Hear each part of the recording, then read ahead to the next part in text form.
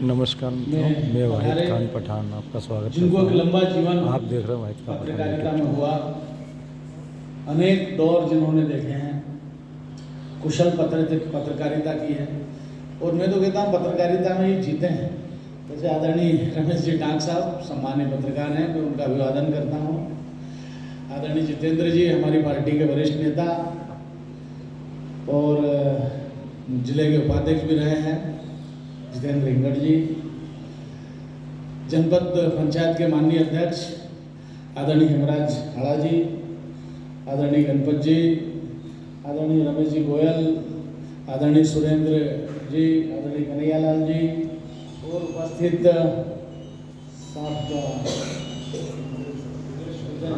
शर्मा जी। तो और बंधुओं, मेरा जो कि परिचय संपर्क कम है, आप पढ़ते रहते हैं बस आप जो लिखते हो। और बंधु और बहनों, वास्तव में ये दूसरी बार आज जल्दी कर दिया। इस बार पहले आपका जनवरी में था,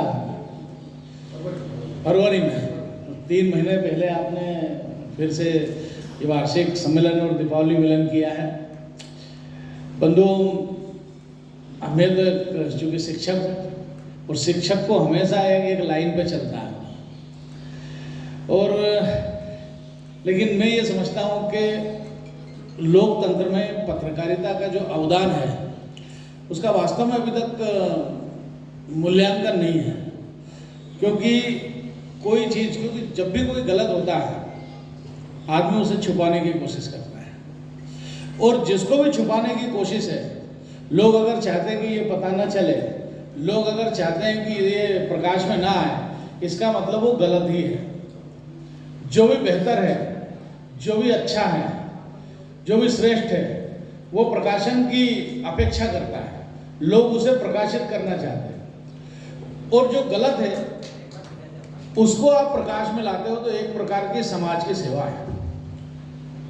और मैं कई आंदोलन मैंने किए और आंदोलन में जब बाकी शक्तियां थक जाती थी और हम भी कोई कुछ करते थे तो हमको अपेक्षा रहती थी कि एक अदृश्य ताकत, हमको ऐसा लगता था कि हम भले ही कितना कुछ कर ले, अगर ये पत्रकार साथी हमको सहयोग नहीं करेंगे, अगर ये हमारी बात को आगे नहीं ले जाएंगे तो हमारा आंदोलन, हमारा अभियान, हमारा जो कुछ भी हम कर रहे हैं वो सब बेकार है। एक बड़ी ताकत मिलती थी। मुझे पता है, मैं तो चूंकि यूनिवर्सिटी से आता हूँ, यूनिवर्सिटी में कभी कुछ गलत हुआ, यह हो रहा है, जो बाले वाले हो रहा है, अंदर से कर रहे हैं, एक छोटा सा अखबार भी अगर लिख देता है ना तो पूरी व्यवस्था हिल जाती है, फिर वो गलत काम नहीं होता है। तो इस लोकतंत्र में शासन तंत्र की व्यवस्थाओं को ठीक चलाने का कितना बड़ा हथियार आपके पास है, जो अंकुश आपके पास है, वास्तव में बहुत मूल्यवान है, बहुत स्तुत्य है। क्योंकि एक स्वतंत्र ताकत है, एक शक्ति है, एक सामर्थ्य है लोगों तक पहुंचाने की। समय बदलता है, तकनीक बदलती है तो समाज भी बदलता है, सोसाइटी बदलती है, व्यवस्था बदलती है। तो जब सब कुछ बदलेगा तो पत्रकारिता भी बदलेगी और पत्रकारिता बदली तो उसका विस्तार हुआ। पहले हम कोई 10,000 20,000 की आबादी में एक पत्रकार ढूंढते थे या एक पत्रकार होता था, लेकिन वो पूरी तरह समर्पित रहता था। आज 10,000 20,000 की आबादी में 10-15 पत्रकार मिल जाएंगे। तो जब भी क्वांटिटी बढ़ती है तो क्वालिटी खत्म हो जाती है। जैसे हम चाय बनाएंगे, 10 लोगों की चाय बनाएंगे, अलग बनेगी। 100 लोगों की चाय बनाएंगे, अलग बनेगी। 1000 लोगों की चाय बनाएंगे, अलग बनेगी। क्योंकि जब क्वांटिटी बढ़ती है तो उसकी क्वालिटी धीरे धीरे खराब होती है, खत्म होती है।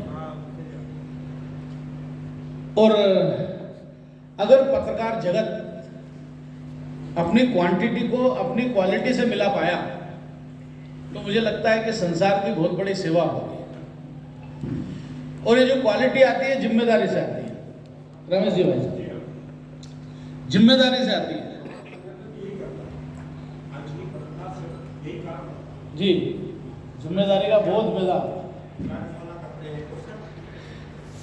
मैं उसी बात पे आ रहा हूं, क्योंकि जिम्मेदारी जो बोध है ना, ये हमेशा बताने से आता है। कोई भी अच्छी चीज़ है वो संस्कार में आती है, सिखाई जाती है, वो खुद ब खुद नहीं होती, क्योंकि मनुष्य भी वस्तुतः प्रवृत्ति पे चलता है। आधा तो पशु ही है मनुष्य, सारी चीजें वही करता है जो पशु करते हैं, वही उसकी पंचेंद्रियां हैं, स्पर्श है, आंखें हैं, कान है, सूंघता है, कोई अंतर नहीं। उसके जो उसका जो जियोलॉजी क्या जिसको बोलेंगे जैविकी है, वो जैविकी में कोई अंतर नहीं है। सिर्फ इतना है कि मनुष्य सीखता है और ठीक करता है अपनी चीज़ों को। अगर ये सीखने की चीज़ हटा दें तो फिर कोई अंतर नहीं रह जाएगा। भैंस आज भी वही सब करती है जो आज से 200 साल पहले करती थी, 500 साल पहले करती थी। घोड़ा आज भी उन्हीं इशारों को समझता है जो आज से 200 साल, 500 साल, 1000 साल पहले समझता था। लेकिन मनुष्य 50 साल पहले वाला मनुष्य भी आज वो वाला नहीं रहता, क्योंकि वो सीखता है, वो समझता है, वो समझता है। और इसलिए पत्रकारिता के जगत में भी हमको इस क्वालिटी और क्वांटिटी के अंतर को दूर करना पड़ेगा। आज लेखन में भी हम देखें वो गंभीरता नहीं। कितने पत्रकार हैं जो पढ़ते हैं?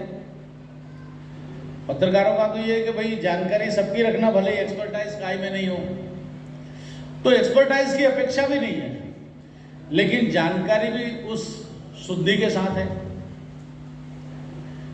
उस स्पष्टता के साथ है, और सबसे बड़ी बात उसके साथ ईमानदारी है। तो जैसे जैसे विस्तार हुआ तो आदमी ने अपनी दुकान के साथ अपनी पत्रकारिता शुरू कर दी, अपने धंधे की आवश्यकता के साथ अपनी पत्रकारिता को संयुक्त कर दिया। मुझे लगता है कि ये भी पत्रकारिता के जैसे श्रेष्ठ पेशे के साथ हमको अलग रखना पड़ेगा, पत्रकारिता और हमारे वैयक्तिक जीवन और वैयक्तिक आवश्यकताओं। क्योंकि जैसा मैंने प्रारंभ में कहा कि पत्रकारिता बहुत बड़ा काम है, और जैसे खुद को लगता नहीं है कि ये कितना बड़ा काम हम कर रहे हैं, उसका मूल्यांकन हम खुद नहीं कर पाते, समाज करता है। जब भी कुछ बुरा होता है और कोई बता देता है और उनके बुरा होने से डरो, तो एक डर है, ये आपके द्वारा स्थापित है, पैदा किया हुआ है, और ये समाज को सही चलाता है, खराब लोगों को रोकता है खराब काम करने से।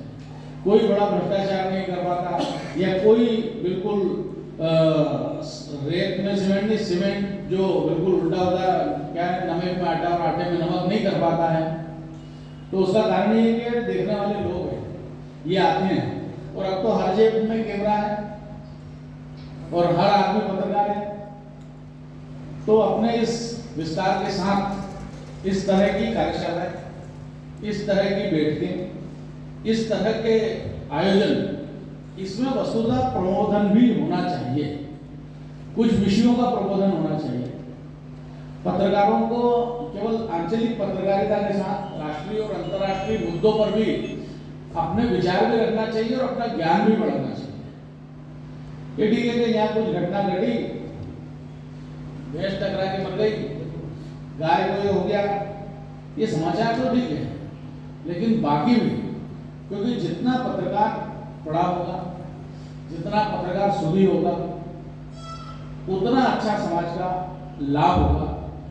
और केवल यही तो समाज है जो पढ़ सकता है, जो अध्ययन कर सकता है, जो किताबें खरीद सकता है, या किताबें अरेंज कर सकता है, प्रवृत्ति लोगों की बढ़ा सकता है पढ़ने में। तो बहुत बड़ा दायित्व पत्रकार जगत का है। मैं सभी पत्रकारों को इस दीपावली के मिलन के अवसर पर अपनी बहुत शुभकामनाएं देता हूँ, मंगल कामनाएं देता हूँ, बधाई प्रेषित करता हूँ।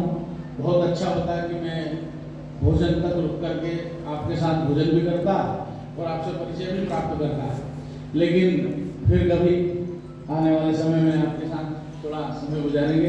आपने मुझे बुलाया, बहुत बहुत धन्यवाद। भारत माता।